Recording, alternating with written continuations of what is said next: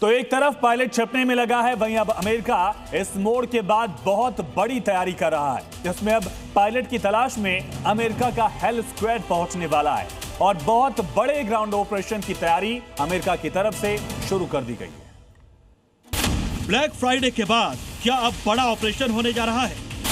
क्या ट्रंप की सेना ईरान में उतरेगी और पायलट को ढूंढ लाएगी?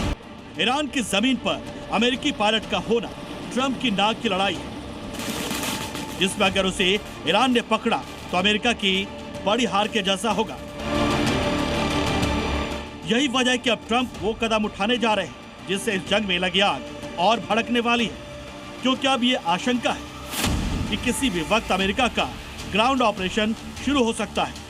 और इस बार ये ग्राउंड ऑपरेशन ईरान के किस हिस्से पर कब्जे का नहीं, बल्कि अपने पायलट को ढूंढने के लिए किया जा रहा है।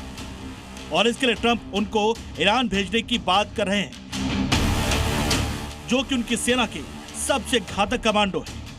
अमेरिकी मीडिया की रिपोर्ट के मुताबिक अमेरिका अपने किल स्क्वाड यानी सील कमांडो और ग्रीन बैरेट्स को रेस्क्यू मिशन के लिए भेजने वाले हैं और ये कमांडो ईरान की जमीन पर उतरकर यह ऑपरेशन करने वाले हैं। इससे पहले अमेरिका की तरफ से ग्राउंड ऑपरेशन की बातें सामने आई है, लेकिन तब कयास थे कि या तो खार्क आइलैंड पर कब्जा या फिर यूरेनियम के भंडार हथियाने के लिए अमेरिकी सेना ग्राउंड ऑपरेशन कर सकती है। लेकिन अब हालात बदलने के बाद ट्रंप ये फैसला लेने पर मजबूर हो गए। ट्रंप जिन सील कमांडो को भेजने की बात कर रहे हैं वो अमेरिकी सेना के सबसे एलिट स्पेशल फोर्सेज यूनिट्स हैं, जो पानी के नीचे, समुद्र तट, जंगल, पहाड़ और शहरी इलाके हर जगह घातक हमला करने में माहिर है। निशानेबाजी और क्लोज क्वार्टर कॉम्बैट, बेहद सटीक और तेज गोलीबारी में माहिर, रात के अंधेरे में भी ऑपरेशन को अंजाम देते हैं और बेहद कड़ी ट्रेनिंग लिए होते हैं। इसके अलावा दूसरी unit green berets unconventional warfare के मास्टर हैं, जो दुश्मन के पीछे जाकर स्थानीय लोगों को ट्रेन करके पूरी सेना के बराबर लड़ाई लड़वा सकते हैं और ये अमेरिका के थल सेना के स्पेशलिस्ट हैं।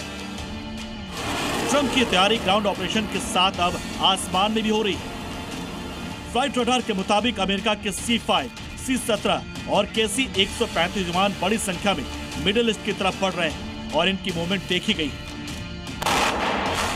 यानी कुल मिलाकर जंग के इस बड़े मोड़ पर अमेरिका भी कुछ बड़ा करने के प्लान में। और वहीं दूसरी तरफ ईरान ने बता दिया है कि अगर किसी भी वजह से एक भी सैनिक दाखिल हुआ तो वो जिंदा नहीं जाएगा।